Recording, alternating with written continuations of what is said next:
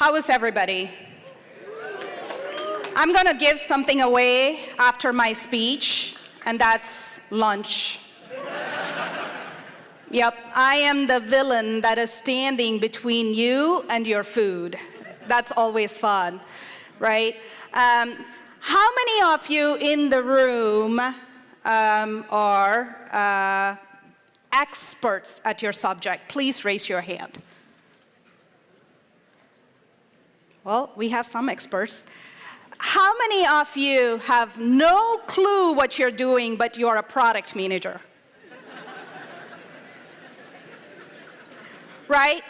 We are the famous imposter syndrome carriers that essentially love the job that we do. We are the generalists that carry ourselves in such a graceful way in the middle of subject matter experts, and we help innovate, right? We should all be very proud of being a product manager. I cannot say the number of times I've told this to my team that they should be extremely proud of what they do. So I have a 15-year-old. She plays tennis. How many of you are tennis players? Quite a few. That's great. So tennis is a lifestyle sport, right? I don't know if you guys watch tennis. It's a very enduring sport. You have singles players playing and millions of eyes watching you. It's pretty excruciating to stand in the middle of the court and play. But she has been playing for a few years. About 4 or 5 years, I've watched her play. It's very hard as a mom to watch her play, by the way. I'm one of those moms that has to go out of the court and stand somewhere so far that I cannot even listen to any of the things that's going on the court, right? I looked at her career, her tennis career, and she has essentially lost over 85% of her matches, right? She's only won about 10 to 15% of her matches, and it's fascinating to me that even though she has lost over 85% of her matches, she has grew in her career, right? Isn't that what we do, right? Like, watching her do that was very, very enlightening to me. She would go into level 1 games. She would lose the first match, and she'll walk out. She'll go further into the next one. And sometimes she'll even win the draw. And then she'll go to the next level. Then she started playing Southern. Then she's playing nationals, right? Like, her tennis career has grown. So today I'm going to talk about how, as a team, we can do the same, right? How do we make our failures purposeful? And I am learning that as part of my job at Walmart, and I am living that as part of it. I'm just a leader that facilitates that for my team, but my team has to be able to purposefully grow. So that's what we're going to talk about today. A little bit about myself. I started my career just like any of you probably in the room. How many of you started your career as computer engineers? Yeah, quite a few, right? I started my career as a computer engineer, then soon realized I actually like talking to people. I actually want to talk to people, right? So then I married my love for computer science and talking to people together, and voila, I became a product manager. I've done that role in several other titles. I've never had a title before as a product manager until recently. Isn't that fascinating? Until recently, the world didn't recognize product managers. I was called a project manager. I had a list of what I shouldn't be doing, being told by everybody else in the organization. But essentially, I'm a product manager that serves Walmart today. Over the years, I've worked for several companies, but mostly in the e-commerce world. I've also done omni-channel store side of the business, but I've always felt like I had a void of not serving the merchants, which is the heart of any retail. Buyers make or break a retail company. Buyers are the ones that are telling the story about what that company stands for, and they are the ones that are making the decisions on what that company should sell or should serve, what type of customers they should serve. We have 4,800 stores throughout the United States. How many of you shop at Walmart? I know I'm in LA, so I'm very curious about this one. Not a whole lot of raise of hands. So, you know, it's great. I come from Bentonville, Arkansas, you guys. Woohoo! right? When I came to LA, I was like, wow, this is a big city, right? And then I actually spent the time over the weekend in San Francisco, and it was fascinating to me to hear how people hated Walmart. So it was fun to talking to people, right? But Walmart has an amazing backstory. Before I took the job, I was so nervous taking this job. But we serve those people that need Walmart. You serve those moms that are single, that probably cannot have enough money to go grocery shopping within a week. And we want to put as many things in her baskets as possible. So for all you hoity-toity Californians, I am sorry, but we have a really great target customers that are extremely loyal to Walmart, and we serve them. So our buyers, our merchandisers, there are 2,000 of them, and they are the ones that are making those decisions as to what sits in a Walmart shelf, right? So those are the customers that my team and I serve. We're called the Digital Merchant Team. We have the fancy digital word on our team's name. But what do we do, right? We are 70-plus team. We are sort of like a startup within a startup-ish place, right? And we serve Walmart's merchants who's one of the oldest place you could serve. We are essentially modernizing the way they would work. Taking any of their decision-making, infusing modern analytics or advanced analytics, AI, machine learning, whatever it may be, and enhancing their decision-making, not replacing humans, just like how today AI is thought to be, and also executing on those decisions in the most efficient way, right? So that's the team that we work within. I'm going to kind of explain a little bit of a context as to how our teams are split. These are our pillars. And if you look at that cookie aisle there, my assortment team is the one that is essentially making the decision on how many Oreos need to sit on the shelf. How many people actually buy regular Oreo versus golden Oreos? How many of them have to be Chips Ahoy, right? The assortment team is the one that's making clear assortment decisions. Pricing team is the one that is essentially determining how much should they sell for? When should we remove it out of the shelf? Could we put them on a rollback for it to be selling? Availability is the team that essentially determines how much should we carry at a specific store? What should a store 100 carry? Cost is an internal-facing tool that helps our buyers go negotiate better cost for Walmart. I gotta make sure you guys understand the strategy. I know you're not super familiar with Walmart.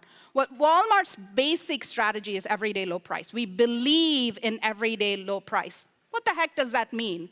So let's just say I worked for a different retailer.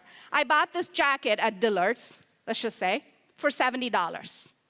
They probably bought it for $10, and they are putting a 6 times or a 7 times markup on top of it and selling it to me. So they made that profit out of me, right? They made that $60 or whatever profit out of me. Walmart, on the other hand, does not treat their price as their profit lever. They treat their cost as their profit lever, meaning they go negotiate a better price for themselves and then in turn pass it along to the customer. Does that make sense? Cool. So we are going through digital transformation. How many of you are going through digital transformation? Yeah. A lot of you, right? What the heck does that mean? Right? What is transformation? If I demystify what transformations mean at the end of the day, it essentially helps us do things better, right? If I bottom line look at something, what digital transformation or any kind of transformation does to us, it helps us do the same thing that we were doing a tiny bit better. Whether it be maps that you printed that's available on your app, or an app that helps you shop, whatever that may be, it's just helping you do things better. And in the process, it's enhancing life. It's saving you time. Something that took 3 hours to go shop, you're essentially ordering it on your phone, and it took 20 minutes to drive to a nearby store, and you're able to buy it, right? Transformations do that. Yet, how are we building products that are not so transformational? Have you guys ever thought about it? I don't think today we are building products that help the transformation or the digital transformation mantra that we are talking about. And I felt the same way even within my organization. We were very iterative, but we were not being transformational in any way, right? When I looked at it very closely, the right-hand side of the picture was sort of decent. We were planning, we were developing, we were iterating, we followed the agile development cycle, and we were doing a decent job. But there was a large void on the left-hand side of the house. We were not doing too much of discovery or definition, and we didn't know how to fit it into the process.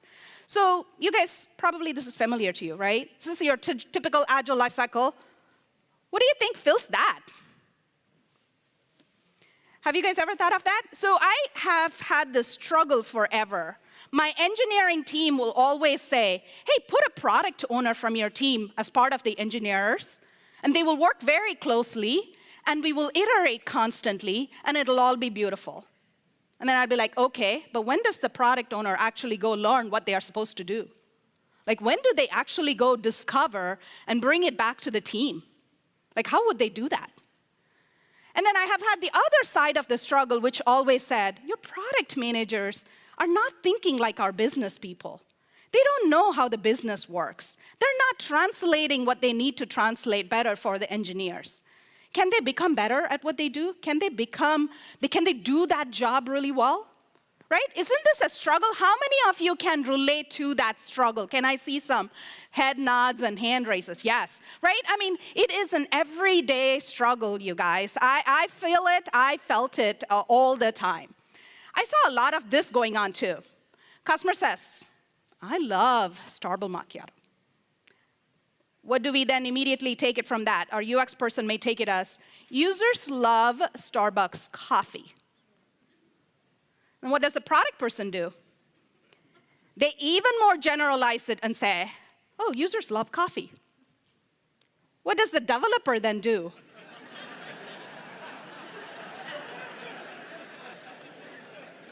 Right?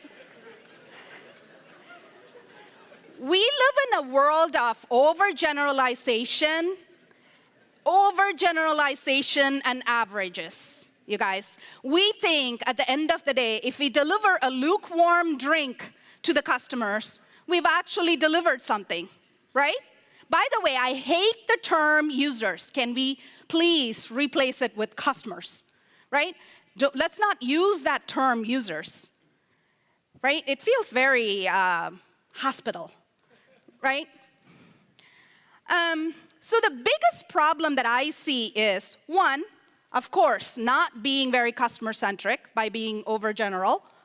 But the bigger problem that I see is we solution jump way too fast. Right? We love solutioning, and we jump immediately to solutions, and then there's the point of no return after that, right?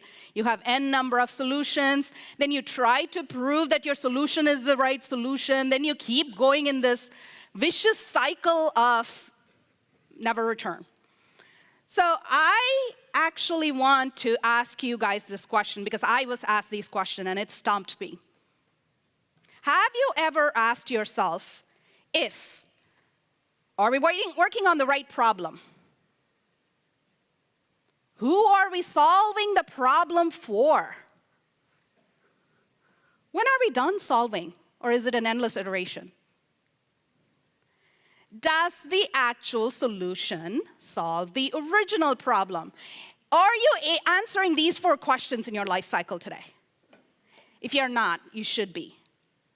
You should be answering these 4 questions as frequently as possible, as much as possible, every sprint cycle if possible. Because these 4 questions ultimately determine how you're working, right? How you're delighting your customers. So ensure you're answering these 4 questions. I want to talk about 2 kinds of research. I know research has a very bad rep. As soon as I say research, everybody goes, I'm sleepy now, right? There are 2 kinds of research that are very, very crucial to any kind of product strategy. One I call the foundational research, and the other I call the directional research. Today I'm going to give an example through directional research and talk about it, but I want to touch on both of these so you understand what they are and how I see it. This is not from any book. This is me coming up with it, so if you guys want to term it differently, I'm fine with that too. Foundational research is the thing that you do when you walk into something and you have no idea what the heck is supposed to be done. You don't know who your customers are. You don't know what problems they have. You don't know how they are reacting to your current state. You don't have any data. You don't have any metrics. You have workflows all over the place. That happened when I walked into my assortment team. We had 115 tools. I kid you not, 115 tools that they were working. None of them were stitched together, and my customer was stitching the tools together. That's the worst place to be in, right? So I could not quite understand how are they going to work through this? How are they making decisions through this? So this is when you lock yourself up in a room for a good 2 to 3 months, you interview as many people as possible, you come out with customer journey maps, future state, current state, you have an empathy map, you have personas, you have a really good understanding of the problems that you need to go solve for. You have a really good list of problems, right?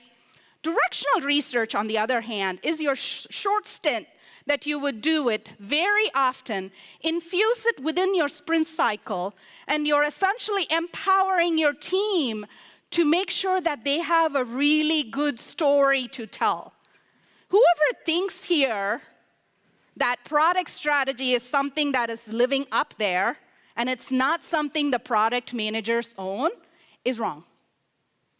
Every one of the product manager in this room owns their strategy, owns a piece of the product strategy. You need to be able to tell your story really well. And that comes from these two researches, right? Your team will be empowered when they know what they are doing. If you don't know, don't do it. It's as simple as that. So I want to introduce you to what I call a mile checker that I call fuel. Framing, understanding, experimenting, and listening. These are mile checkers I like my team to use, and my team has used it, and they find it very useful. I want you to maybe take it with you and use it.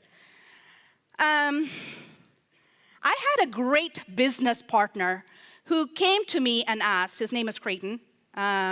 He was a buyer, and now he is a partner in crime. He is one of the strategy guys that we work very closely with. He asked, why do you need to go into these researches? We know all the problems that are out there. Why can't we just go solve them all? How familiar is that sounding, right? We know all the problems that are out there. Let's go solve it, right? I asked him, hey, Creighton, can I get an hour of your time and your team's time, right? He said, sure. He had a team of 10. We divided them into 2 groups, put team A in one room, team B in the other room. I asked Creighton, what do you eat for breakfast every morning? He said, I make a toast, and I eat it every morning before getting out the door. I said, cool. Team A and Team B, make a breakfast toast for Creighton. That's your mission. How many of you have handed a mission to go solve? Go do this. Sounds very familiar, right? So that's what we did here. Team A and B, go make a breakfast toast for Creighton. They had 20 minutes to ask any kind of questions they wanted to ask to Creighton. After 20 minutes, they got to present their solution.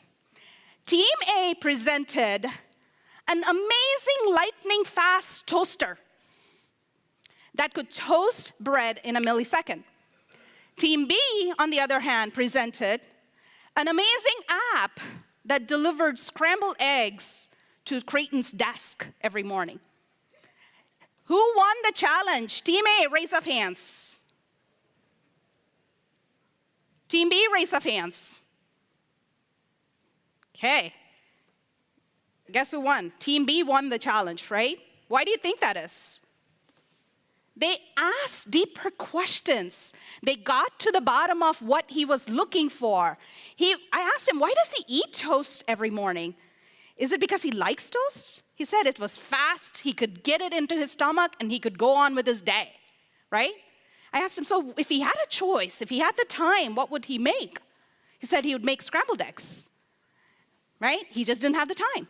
So team B was the one that got to the bottom of what he was actually needing and not necessarily the surface level symptom that they saw to solve it, right? So we're going to talk about each of the fuel area, and I'm going to use an example. How many of you grocery shop for your household? If you're like my household, we go through those 16 ounces a week, right? We are big bagel cream cheese fans. I'm going to add a little bit of complexity to it and say add a little bit more flavors here. So strawberry, blueberry, and then different sizes. In my pricing world, we call these the lines and ladders. Anything that falls on the same flavor is called a line. Anything that falls on a different size, we call it a ladder. Here's why. You as a customer, when you're going and shopping, you want to look at these flavors and expect for them to be the same price, right? So that's why we call them the lines. We put them in the same line and we price them the same thing. And then whatever is on the ladder, we price them a little bit higher. You still want to see the value, right? You want almost the double, but not so much of double, right? So guess what? This breaks all the time in our world. So what do you see when you go to the store? I am pretty sure you have seen times where you're like, oh, I could buy 2 of those and actually get it cheaper instead of buying the higher value, right? I'm sure you guys have seen that. That's because we broke our lines and ladders, right? If we had it right, we would have actually done a better job of it. So today we're going to use that, and I'm going to help you understand how we solved it. So I'm going to go into framing. Why is framing so important? This is precisely the moment where you're going to differentiate between an iteration and an innovation. This is where you identify your Starbucks caramel macchiato. This is where you identify the difference between your scrambled eggs and your toast, right? You need to be able to frame your problem. You need to think in terms of problems. If you're not handed a mission with a question mark, take it back. This is the place where you figure out what are the questions you're going to answer. So how do we do it? We spent, in this example, we spent about an hour, but you can almost spend a day. Most of the times, it's deep dives, it's debates between the teams. It's internally done. I want to take a minute and talk about what the internal teams mean here. It's my product team, it's my UX team, and it's my engineering team, right? You want all 3 of them, in some cases 4, what we call a 4 in the box, the strategy team sitting together. You want all 4 of them to be together for each one of these exercises, right? Blur your lines. I am not the designer. I am not the product person. I am not the strategy person. I am not the engineer. Doesn't work in today's world anymore, you guys. We need to be able to blur the lines and bring people together, bring problems together. So make sure that you're bringing those people together. But during this phase, we also make sure we answer the 5 W's, right? Why? Why is that still a problem? So what? Why is that still a problem, right? I will tell you, most problems fall apart after the first 2 whys. So ask good, deep 5 whys at least during this phase. At the end of this exercise, you will have probably a set of how may we statements. You will also have the customer that you're going to solve for. Be as specific as possible, right? You either go after a set of power users, you are either going after a specific user. In this case, we will pick that buyer that we would go solve for. And you need the metrics to measure. And the metrics is such a draining conversation in some cases, especially if you're growing an analytics tool. It becomes such a draining conversation. An easy reverse way to tackle that is start writing your press release on what you will develop or how you would have solved that problem. And you would actually start thinking about metrics at that point. If you're going to be able to talk about it in a cool little way, right? What you have solved for and what kind of friction you have eliminated, what kind of product offering that you have, how do you differentiate your product? At that point, you will also start thinking about how would I talk about it, and you will land on a metric to be able to talk about as well. So in our example, we started out with, remember? We wanted to have our buyers fix the lines and ladders all the time, right? That's where they're breaking things, right? But as we talked through it, so what when they broke the lines and ladders? You, as a customer, did not see the value. That was the problem, right? It was not that they were breaking those things. So what if they broke those things? At the end of the day, you did not see the value of what you're going to purchase. So the ultimate problem statement that we had to solve for here is, how do we ensure that we are putting them in the middle of them understanding what value they are breaking, right? In their workflow, how do we tell them that whatever decision they're making right then and there is actually going to break the value for their customer, right?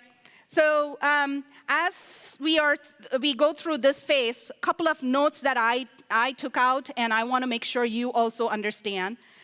This is the phase where you can actually stop working on something. If you have not had the question mark statements come out of it, don't go work on it. Because either the strategy is not clear, you don't have conclusive data on something, you really don't know what problem you're solving for, don't go work on something. Hold off on solutioning. Human being, we love solutioning. Hold off on solutioning as much as possible. Let's go into understanding. Why is understanding so important? And this is actually a favorite part of a lot of our life, but there is one caveat in the way we solve for. Understanding is where you are essentially spending time to understand what their current world is and how should the future world evolve to, right? But you got to think in workflow. That's the key here. So how did we do it? We spent about a day. Overall, on an average, these 4 things add up to a week, you guys. So we spent about a day. We think through it in workflow. Coming from the e-commerce world, I'll tell you, it's so easy for us to go after one screen, one single functionality, one little itty-bitty thing on the screen. But unless you actually understand what your customer is doing 4 steps before and 4 steps after, you may not actually have a really good understanding of how to solve that problem, right? Co-create. Bring your power user into this phase and have it co-created with your power users. And here's a tip on picking your power user. Pick your loudest and most complicated one, right? Here's why I say that. The loudest ones and the most unhappy ones are the ones that are going to help you innovate the most. Have that kind of a relationship with your loud users. In my case, since it was an internal user, it was easy to pick some of them. If you're external, have a good set of people that you could actually use as your set of users, right? As your customers. And enable co-creation. It's very important that you are playing with different options and you're sketching different options with your customers, whether it be fat marker sketches or whatever it may be. Ensure that you're doing that with your customers. What are you going to get out of this session? Current and future state journey map, multiple versions of a scrappy prototype. You have things that you can go and experiment with. This is essentially what is feeding the next phase, right? You're able to take what you bring out of this and you're able to experiment. A list of assumptions. When we did this exercise, we sit in a room of whiteboards. We had the board filled with assumptions as we were making them, because guess what? We will be making assumptions when we are creating solutions. Make sure you make a list of assumptions as you are working through it. This will help you validate in the next phase. So in our case, this was our workflow. Remember, we are thinking in workflow here. A new product comes in or a new price comes in. Our buyers go to negotiate the cost. They don't immediately go price, right? So they are negotiating the cost. And then they look at competitor information to understand what should this product's price be. And then they are determining what that price be. And that's when we put them in lines and ladders. How fun is that? They went from a single product to looking at 60 products. It was very overwhelming for them. We gave them a very broken experience. They didn't understand how to deal with that. It was too much to decide at that point. So in the new workflow, we dreamed of a state where we could put competitor information and our lines and ladders together, right? Competitor information was their chocolate. So we decided to hide that medicine under the chocolate, to give them both, right? When they're looking at one product, they could look at the matrix of the products. They could look at the competitive information on all of the products that they were determining price. So by thinking through workflow, we were able to dream up a place where could we do this? Could we actually take them out of the details of actually going after 60 products or 600 products in some cases? So what did we do? The right place to influence was not during pricing an item. It was actually during negotiation. It was during when they're determining the cost of an item, right? Even though our team was the pricing team, we said, this is not a problem we can solve by ourselves. We need our partners from the cost team to be able to help us solve. Quick notes on this one. Be bold to sketch. Come up with the most radical idea that you think will not work, because guess what? That may actually end up working. In our case, we never thought we could actually go after this one little thing and even happen to make it work. And our customers actually thought it was a great idea. So come up with the most radical idea that you can think of and push your team beyond your boundaries. UX team, I love my UX team. They're like my brother from a different mother, right? But still, sometimes they could go into analysis paralysis. Hey, are we done research? No, we cannot solution yet. We have to think through it. Hey, can we move? No, we are still push them, right? Be able to say that is enough is enough. Let's go experiment. This is the time to be able to actually do that. Let's go into experiment. Favorite portion of the thing. Why is experimentation so important? We are huge, you guys, if you didn't realize that. We are the Fortune 1. So anything that we do is going to cost us a lot of money.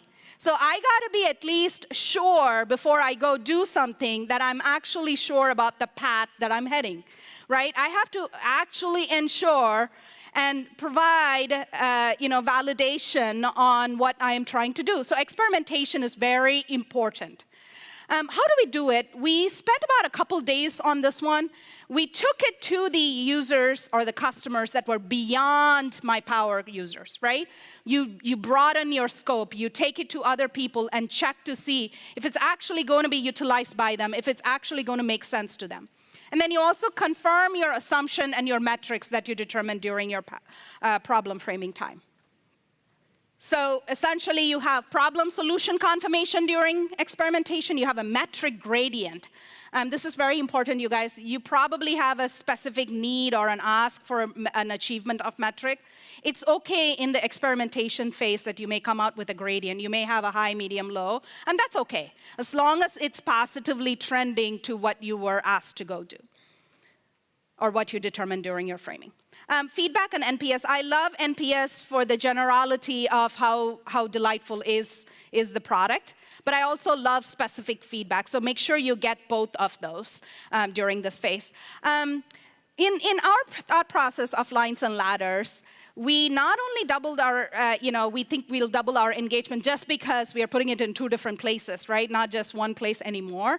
But we are able to provide value proposition, which we think ultimately will also increase the revenue of what we sell, which makes sense, right?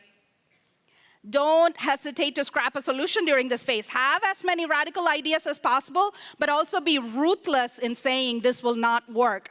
When we did our experiment, we actually came up with a cooler technology to go fix lines and ladders. And then we tested it, and then we were like, you know what? That's not the root of the problem. Why should we go create a newer technology to have people go do lines and ladders? Instead, we should figure out ways to automate this and not even put it in the hands of a customer, right? So we actually scraped that whole solution out. And I will tell you, the most embarrassing versions win. So don't hesitate. Perfection is always the enemy to getting anything done, right? So try to move forward without trying to root yourself into being right or being perfect. Last one, listening. This is the bane of our existence, you guys. We go into a job, we are so clueless, we listen so much. And then over the time, we stop listening. We happen to become these expert. We start making assumption. And guess what happens? you develop a product that is not relevant anymore. So make sure you are purposefully listening.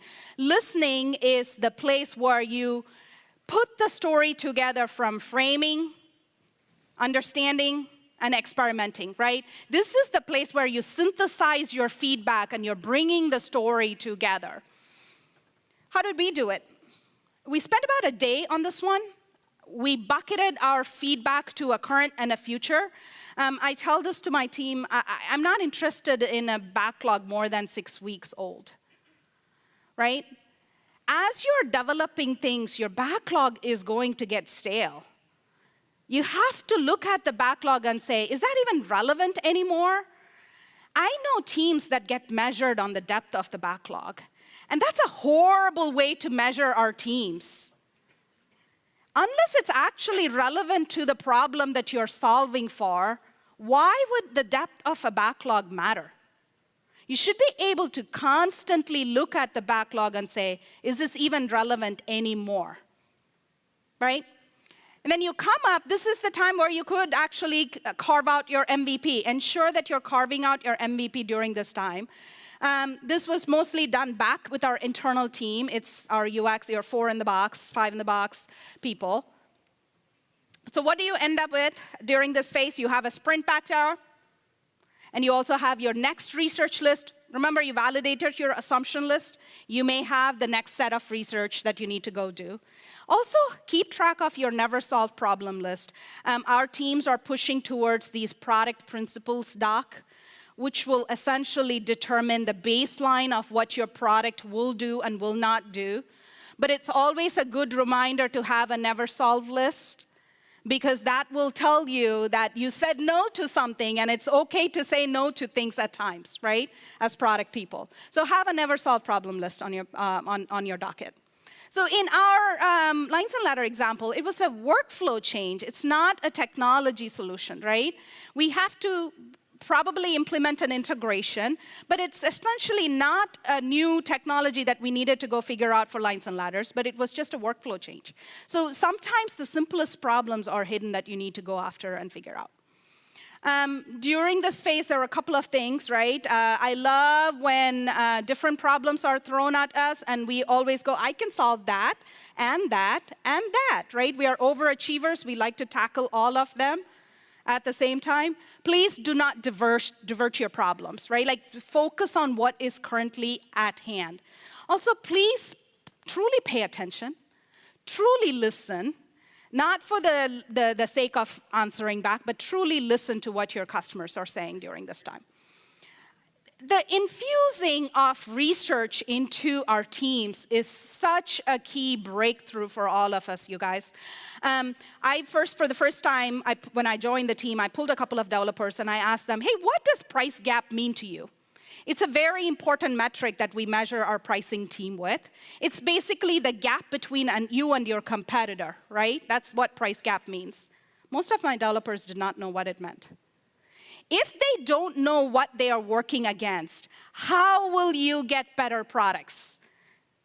Right? When you think of you as a product manager, you're only thinking about yourself, but you have to be also the person that bridges and glues the rest of the teams, right? Your UX, your engineer, your strategy team, and yourself. You have to be able to storytell how your product is doing, but you also have to have the rest of the team do the same. Right? During this thought process, we saw our engineers sketch. We saw them ask questions that are very foundational to Walmart, and they have been working in the area for 3+ years. Right? This is where you actually educate your cross-functional team. I would recommend going away from a 2-week sprint cycle to a 3-week sprint cycle, if you follow a sprint cycle, to infuse fuel into it. Whether you follow design thinking and lean UX, whatever it may be, make sure you're asking those 4 questions. What are those? Framing. Who, what, how, and why. It's the question phase. Understanding the journey of current and future, workflow, not a single screen, not a single solution. experimenting, test drive your solution, and ensure that your solution is actually something that you want to pursue. And then listen, please truly listen. So my daughter, as she went through her tennis life, right, I've seen her transform even in her regular life. The way she deals with school, the way she deals with boys, all of that has transformed, right? Essentially, the failure to lose and learn and transform has helped her, be a very transformative person. Empower your teams to be able to do the same. Help them when an executive pulls them and asks. So Ken talked about this executive, bias, right? When they pull and ask, why are you doing something, they should be able to story tell why they are doing something, backed with data, backed with research, backed with the amount of experiments that they have done, right? It's our jobs as product managers to empower the rest of the team to be able to do that. Cool? Thank you so much. I have an NPS. Please make sure you take an NPS. I want to thank you all.